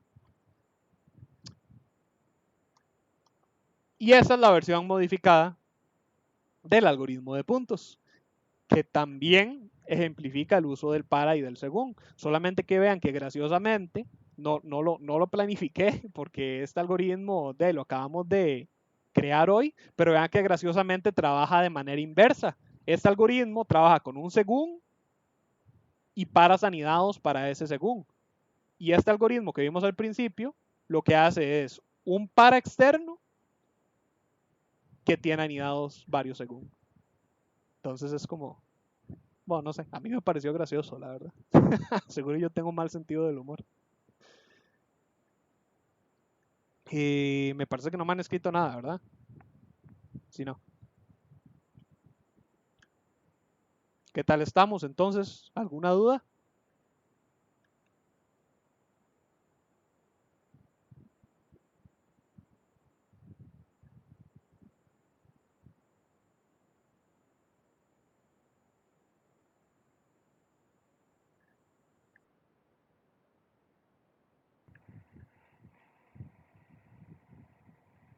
Recuerden levantarme la mano.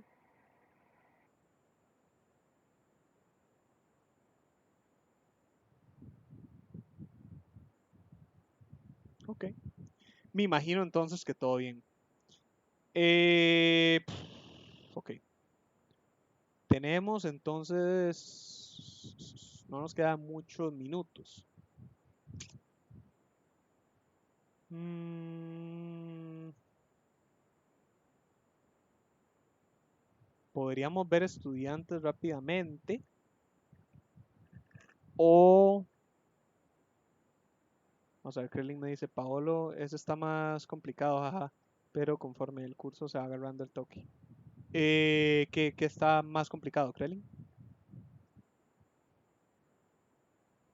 ¿Esta versión 2?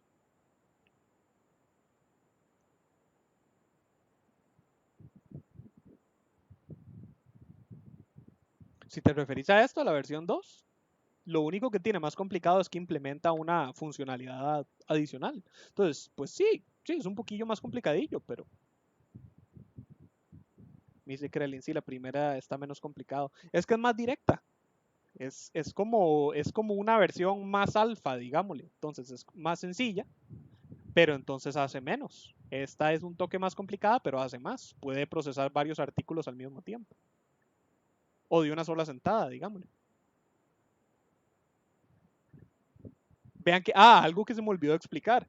Vean que en en este algoritmo, la forma en la cual, ¿por qué? Si yo ingreso un 0 desde un comienzo, el algoritmo sabe interpretar que no se compró ningún artículo, es por cómo funciona el para. Como yo estoy inicializando mi para con un valor de i siendo 1, de hecho esto me sirve para ejemplificar la pregunta, creo que me la había hecho Héctor. Héctor no está hoy, no, Héctor no está hoy. Que ayer me habían hecho de que le habían dicho que los paras siempre se tienen que inicializar en 0. Y yo le dije que no, que depende mucho del caso, que por convención se suelen inicializar en 0. Pero vean que si yo hubiera inicializado mis paras en este algoritmo en 0, esa funcionalidad no me habría servido. En el sentido de que si yo los hubiera inicializado en 0, por ejemplo, ocurriría que para cantidad i siendo 0 hasta, para i siendo 0 hasta cantidad 0, igual me procesaría un primer artículo. A pesar de que el usuario ingresó que se compraron ceros de ese artículo para cancelar el registro. ¿Ven? Entonces, hacer esto como i es 1, si el usuario ingresa 1, me va a procesar un solo artículo, porque i es igual a 1. Cuando i incrementa y se haga 2, ya excede 1 y entonces acaba. Pero si el usuario ingresa 0, entonces cantidad va a ser 0. Cuando i, siendo 1, es mayor que 0, el algoritmo sencillamente se salta al para y salta de una vez al final. Entonces, de hecho, podríamos implementar ese valor centinela, de una manera similar. Andrés me dice, el asta del para tiene que ser entero. Sí. No, de hecho no. No necesariamente. Pero tenés que considerar cómo se va a usar ese para, ¿verdad? Digamos, ve esto. Voy a definir i como entero. Para i siendo 0 hasta 10.5 con paso 1 a hacer. Entonces, ¿qué creen ustedes que va a pasar aquí? ¿Cuántos valores me va a escribir en pantalla?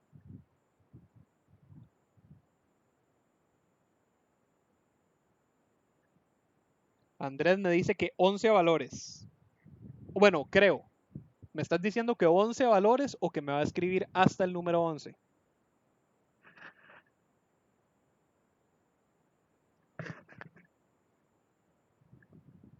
Hasta el 11, me dice Andrés. ¿Y cuántos valores serían entonces? ¿Cuántas impresiones en pantalla van a ver?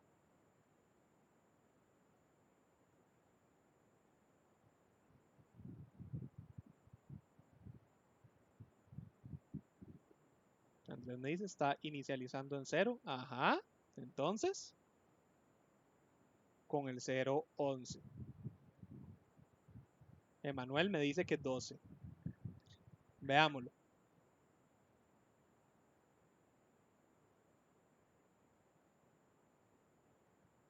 Vean lo que está ocurriendo acá. Bueno, primero que todo, cerca, Emanuel, pero no exactamente. Ve cuántos valores son. 1, 2, 3, 4, 5, 6, 7, 8, 9, 10 y 11. Entonces, la idea la tenés correcta. Hay un valor adicional a la cuenta porque se comienza desde el 0. Sin embargo, no se escribió el 11. Y nunca se me va a escribir. ¿Por qué? Porque recuerden que el para se detiene una vez que se excede el número límite del asta. Vean lo que está ocurriendo. Este i me va a ir incrementando a lo largo del para. Pero cuando llegamos al valor de 10 y se imprime aquí 10, el siguiente valor, como estamos incrementando en paso 1, el siguiente valor que vamos a estar escribiendo, perdón, el siguiente valor que va a estar obteniendo i va a ser 11. Y 11 ya excede 10.9. Entonces, este tipo de límites rara vez se utilizan por este tipo de situaciones. Tendríamos que utilizar un paso que no fuera entero tampoco. Y aún así, vean que, de hecho, ahora que lo pienso, esto no debería estar ocurriendo, porque ahí se supone que es entero, qué curioso. Pero bueno, PSINT a veces hace lo que le da la gana. Vean que aún así, sin embargo, yo tendría que buscar cómo hacer el ajuste, porque acá lo que está ocurriendo es que a 9.9 le está sumando 1.1, entonces está saltando un montón. Veamos algo como... Ahora ahí sí me escribió 11.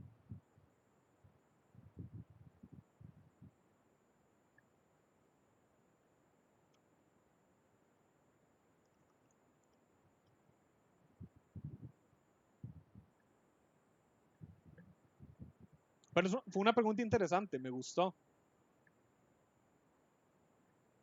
Andrés me dice, ok, escribe 11 números contando el 0, no hasta el 11. Exactamente. Pero ojo la lógica del por qué, ¿verdad? Eso te va a ocurrir siempre. Ve que igual, aunque yo hubiera puesto que es hasta 10, me va a escribir 11 números hasta el 10, ¿verdad? Porque estoy iniciando desde 0. Alternativamente, si yo vuelvo a poner esto en 10.5, pero yo inicializo i en 1, ahora sí me va a escribir solo 10 valores, porque ahora es desde 1 hasta el 10. ¿Ves? Ahora sí, contando el 0, no hasta el 11. Ajá, Andrés me dice, no sabía que se podía poner paso como real. Sí. El para ustedes lo pueden trabajar casi que como ustedes quieran, siempre y cuando trabaje de esa manera, con valores numéricos. Las reglas específicas del para son, ustedes tienen que inicializar un contador ya definido. Número 1. Número 2, el contador se le tiene que agregar un valor que no sea el mismo. Porque, bueno, no. Eso antes no era así. Ok. Sí se le puede agregar entonces un valor que no sea el mismo. Eso antes no era así.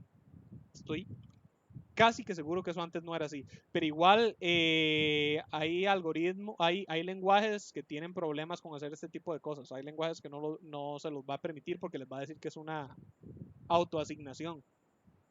Aparentemente, ahora PSINT sí lo puede hacer. Yo recuerdo, y lo recuerdo porque recuerdo que yo traveseando cuando llevé lógica por primera vez, PSINT me tiró un error cuando yo intenté hacer esto, porque yo llegué a la conclusión de que para qué complicarme.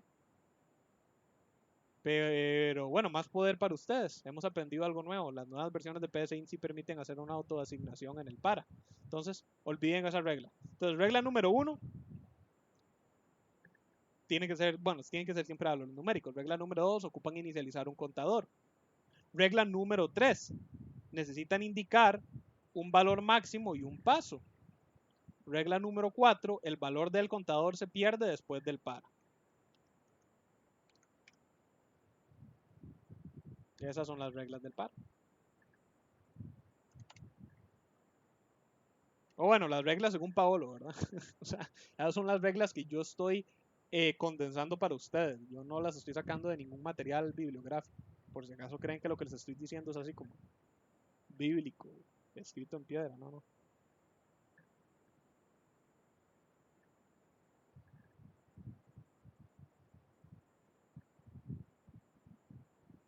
¿Alguna otra dudilla, gente?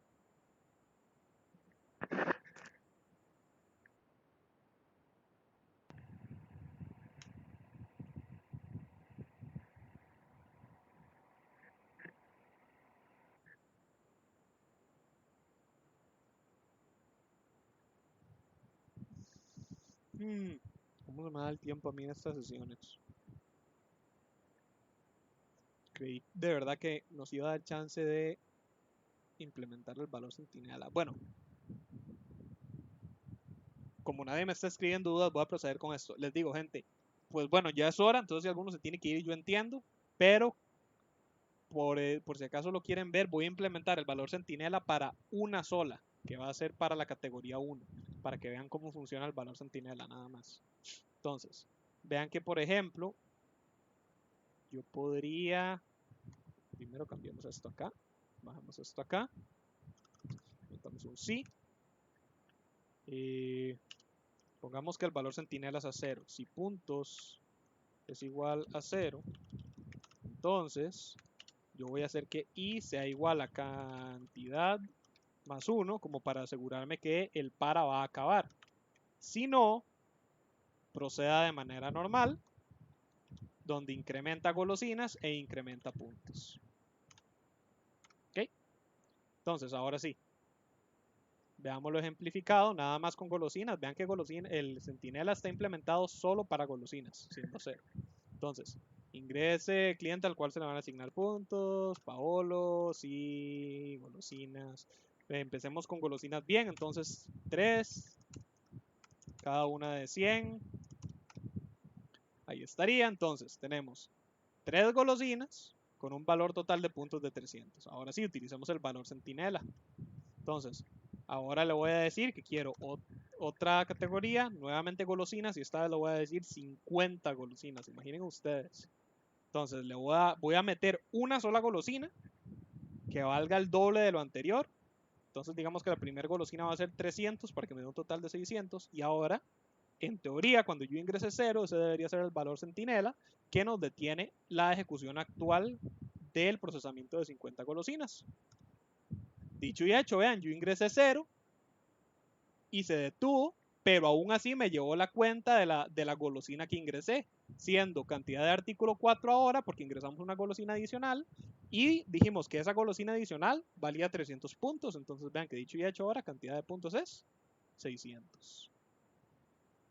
Eso es un valor centinela, gente, es un valor que detiene la ejecución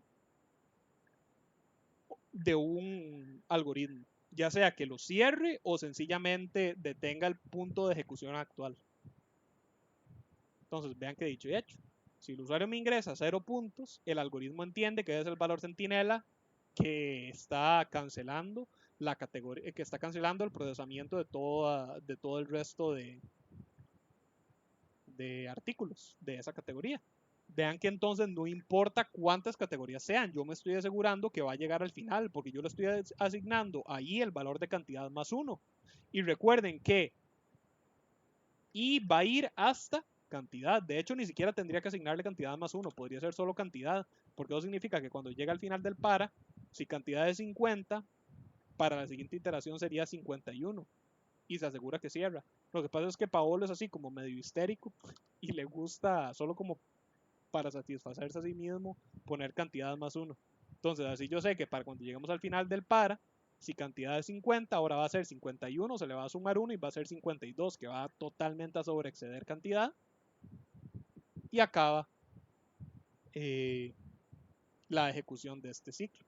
Por otro lado, si no se ingresa el valor centinela, caemos en el cuerpo del sino donde se procesa los valores como se procesaría normalmente. Golosinas incrementan 1 y puntos golosinas incrementa según la cantidad de puntos ingresados, que no son 0.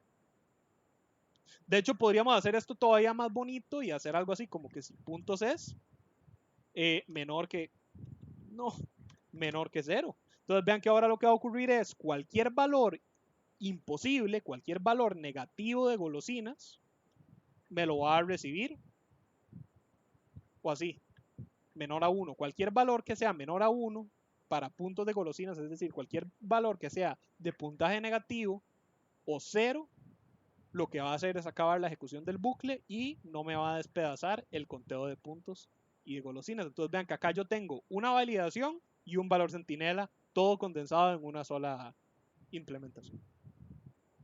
¿Okay? Pero bueno, gente, veo que nadie me ha preguntado nada, entonces, bueno, no sé si tienen dudas sobre esto que acabo de hacer en esta parte. Recuerden que solo lo implementé en este pedacito, el resto sigue normal, entonces, por si acaso se preguntan por qué solo lo hice acá, era nada más para ejemplificarlo.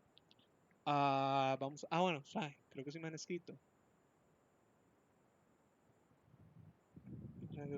Ajá, Andrés me dice, listo, más bien me aclaró varias y del primer algoritmo pude optimizar el proyecto cambiando un par de cosas. Excelente, Andrés. Me encanta este comentario, Andrés. Esa es una excelente idea, gente. Que ustedes agarren el proyecto viejo y que ya entregaron y se pongan a optimizarlo según lo nuevo que aprendieron. Gente, es una práctica excelente.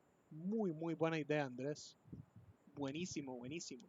Y me alegra montones que te haya servido la sesión. Krelin me dice, Pablo, muchas gracias por la clase de hoy. Me sacó de dudas. Excelente, Krelin. Me alegra montones. Gente, bueno, no sé si me están escribiendo sobre esto del valor centinela que acabo de poner. Recuerden levantarme la mano. De nuevo, ¿verdad? No es que los esté apurando y que les diga levántenme la mano porque apúrense. No, es porque es muy feo que yo deje muchos ratos de silencio en la grabación y que al final nadie me esté escribiendo nada. Entonces nada más como para yo saber. Si yo tengo que esperarme 5 minutos, por mí no hay problema. Pero entonces les pido que me levanten la mano para yo saber. Si no, entonces asumo que todo bien. Igual, si no están escribiendo, pero están pensando y quieren que les dé tiempo, levántenme la mano. Dylan me dice, muchas gracias por la clase, Pablo. Por supuesto, Dylan, con muchísimo gusto. Pero bueno, en vista de que nadie me está levantando... Oh, Errol me dice, se explica nuevamente lo que hace el valor centinela. Por supuesto, Errol, un valor centinela lo que hace es detener una ejecución. ¿Okay? Ya sea que el valor centinela va a acabar por completo un algoritmo o que va a detener una ejecución actual. Ejemplo, ve que acá el valor centinela lo que hace es que detiene el procesamiento de golosinas, pero no detiene todo el algoritmo. Digamos, si yo estoy procesando 50 golosinas y yo ingreso 0, mi valor centinela no me cierra el algoritmo. Ve que el algoritmo todavía continúa, pero me detuvo el procesamiento de golosinas. Ve que quedamos en ceros. No me obligó a procesar 50 golosinas para llegar al final. Pero un valor centinela puede detener completamente una ejecución. Digamos, si no me equivoco, este algoritmo implementa eso. Ve acá, no hemos visto este algoritmo o voy a tener que volver a aplazarlo para otra sesión. Pero ve, por ejemplo, dice, el siguiente programa acepta un máximo de 100 estudiantes, ingrese 0 para cerrar el programa sin procesar estudiantes, escriba 1, 2, 3 para abortar el proceso, presione cualquier tecla para continuar. Si yo le digo 0, se eligió no procesar estudiantes cerrando el programa. Alternativamente, si yo le digo que quiero procesar 30 estudiantes y donde me pregunte ingrese el nombre del estudiante 1, yo ingreso 1, 2, 3, el valor centinela en este algoritmo me cierra el programa, indiferentemente del punto en el que yo esté. Ve que incluso si yo avanzo más allá, ingrese el nombre del estudiante 1, Paolo, ingrese la nota del estudiante 1, 1, 2, 3, se ha ingresado la instrucción para abortar el programa, cerrando el programa, oprima cualquier tecla para continuar. Continúo. 80. El estudiante Paolo califica para el programa de becas por trabajo. Oprima cualquier tecla para continuar. Ingrese nota del estudiante 2, 1, 2, 3. Se ha ingresado la instrucción para cerrar el programa. Eso es un valor centinela. Es un valor que el algoritmo reconoce como el valor para cancelar una ejecución. Ya sea que esa instrucción cancele la ejecución del procedimiento actual, como en este algoritmo de puntos compra, que no me cierra todo el algoritmo, pero me detiene la ejecución actual, o como en este otro algoritmo de estudiantes, que lo que hace es que me cierra completamente el programa. ¿Sí te queda claro, Aaron?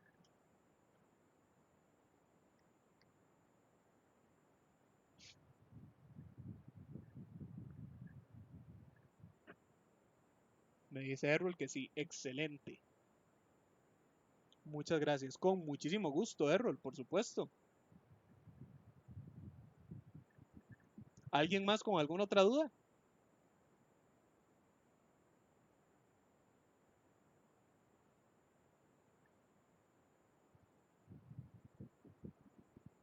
Andrés me dice,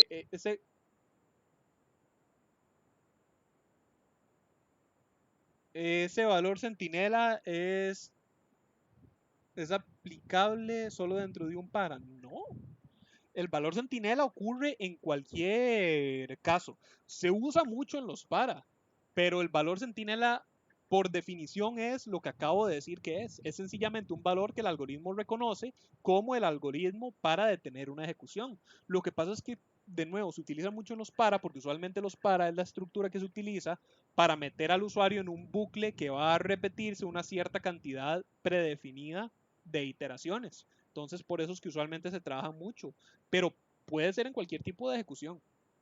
Ve que, por ejemplo, estudiantes usa paras, pero ve que, por ejemplo, todo el cuerpo del algoritmo está encerrado en un repetir, y sin embargo, si yo ingreso un 2 3 en cualquier punto, no importa en qué punto del algoritmo esté, se me va a salir, y eso implica que también me va a detener el repetir.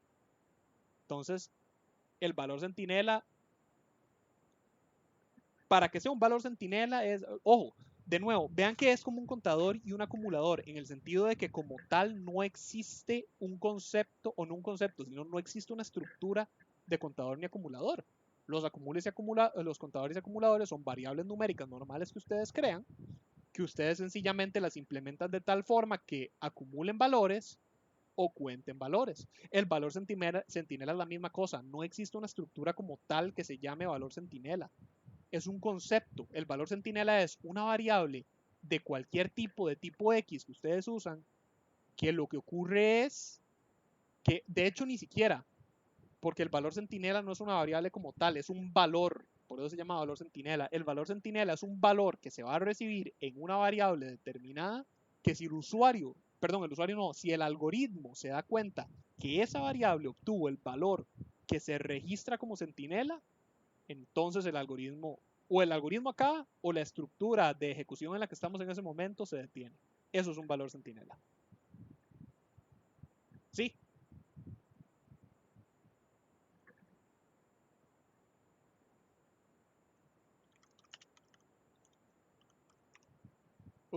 Con C. Digamos, una definición un poco más eh, formal. Bueno, Andrés me dice que listo, aclarado, pero nada más como para que quede más formal. Ven acá, Google dice, un centinela es un valor especial utilizado para señalar el final de una lista de datos. Por ejemplo, si el bucle lee una lista de números positivos, un número negativo se puede utilizar como valor centinela para indicar el final de la lista. Fácil y sencillo de explicar. ¿Ves? ¿Alguna otra dudilla, gente? Ya se me han ido varios, pero igual, si ustedes tienen alguna duda, por mí no hay problema. Y como detuve la grabación en el rato que estuve programando, entonces, sí, no, todavía no excedemos como las 2 horas en la grabación. Andrés dice, ¿puedes poner el algoritmo un toque para tomarle un print? Sí, claro. ¿Cuál? Este. Igual me lo puedes pedir. Ok, sí. Pero ¿cómo? ¿Querés que te enseñe todo el algoritmo o solo querés ver esta parte del ejemplo del valor centinela?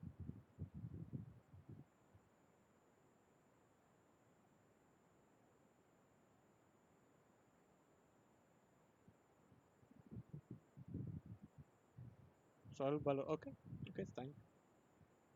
Aquí me detengo entonces.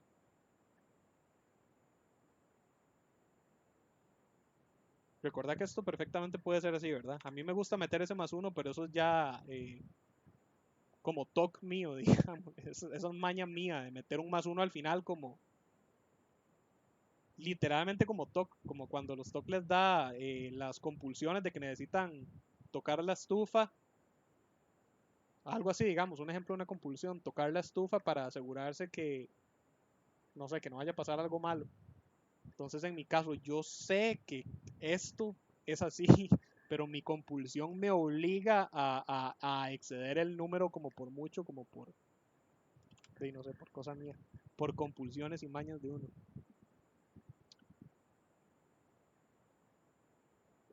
Selenia me dice, muchas gracias, buenas noches. Con muchísimo gusto, Selenia. Muy buenas noches.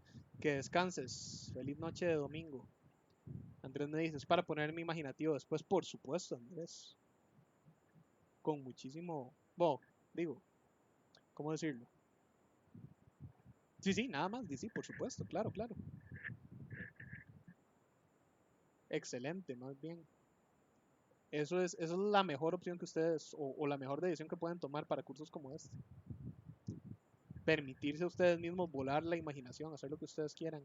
Digamos, creo que este cuatrimestre no lo he dicho, pero yo siempre digo que a mí seguro alguien de Bellas Artes me pega, pero yo siempre comparo mucho lo que es el programar con cosas como, sí, cosas del arte como el dibujo o la pintura. Digamos, yo una vez conocí a un profesor de dibujo que decía que si ustedes tienen que hacer un trabajo o un proyecto de dibujo, que no se manden de una vez a hacerlo porque se van a obstinar y se les va, como se van a obstinar, se les va a morir toda la creatividad, van a sentir que se están, sí, no van a disfrutar lo que están haciendo. Entonces él decía, antes de ustedes trabajar en lo que sea que tengan que trabajar o en el proyecto que quieran trabajar, agarren un canvas y hagan lo que ustedes quieran, pinten o dibujen lo que ustedes les dé la gana, vuélvanse locos, disfruten su creatividad y cuando ya estén así en el punto de la inspiración, ya ahí sí empiecen a hacer su proyecto y lo disfrutan. Yo recomiendo lo mismo con Progra. Si ustedes tienen que hacer un proyecto, no lo vean como un proyecto, no lo vean como algo tedioso, agarren un proyectillo de ustedes o un proyecto en blanco y pónganse a programar lo que ustedes quieran. Pónganse a experimentar, a jugar con el programa, a hacer loco. Y ya cuando estén en el punto de la inspiración, ahí sí empiezan a darle al proyecto. ¿Quién quita que al rato y ni siquiera, quién quita que al rato estén ustedes ahí programando lo que ustedes quieran y divirtiéndose con el algoritmo y en lo que se están divirtiendo encuentran una solución al proyecto que no habían pensado? Entonces al final lo que estaban haciendo era programando para ustedes y accidentalmente resolvieron el proyecto. A ver, Andrés me dice, la verdad tenía dos versiones del proyecto 2 e hice el tercero combinando ambos. Exactamente, esto de acá, Andrés, es justamente el tipo de cosas por las cuales yo recomiendo eso. ¿Sí? Ese tipo de cosas pasan montones. Ve que ahí lo que hiciste fue eso, de ahí. Te pusiste a probar ambas versiones, ambas ideas, y al final te diste cuenta que a partir de ambas ideas podías hacer una sola idea más robusta y más chiva que la original. Entonces, buenísimo.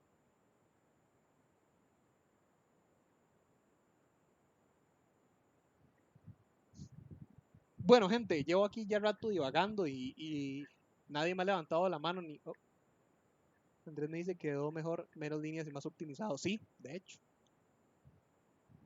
precisamente. Pero bueno, como decía, se me siguen yendo y no me han levantado la mano ni nada, entonces imagino no hay más dudas. Entonces voy a por lo menos detener la grabación acá.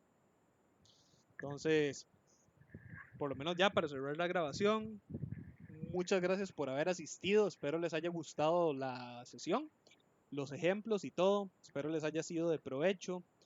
Eh, Suena reiterativo, pero igual, recuerden como siempre, al final les digo que mis sesiones son grabadas y que las grabaciones se llegan a subir al canal de YouTube. Recuerden también que las grabaciones se suben en un periodo de 48 horas, lo cual significa que ustedes pueden esperar estar viendo la grabación en algún punto durante el lunes o martes, ahí en ya el canal de YouTube de la cátedra. Recuerden, sin embargo, también que el canal de YouTube no solamente tiene las grabaciones de mis sesiones, sino que se suben ahí grabaciones de otros cursos, de las sesiones virtuales de otros cursos de la cátedra, como las de lógica algorítmica. Ahí se suben las sesiones de Michael y recuerden también que incluso tiene grabaciones de tutorías de este y de otros cursos de la cátedra, así como también ejemplos cortos de la materia de este y otros cursos. La idea entonces es precisamente que el canal de YouTube sea otro recurso para que ustedes puedan estar utilizando y aprovechando. Una última vez, gente, muchas gracias por haber asistido. Les deseo una muy buena noche. Muchísimas gracias y hasta luego.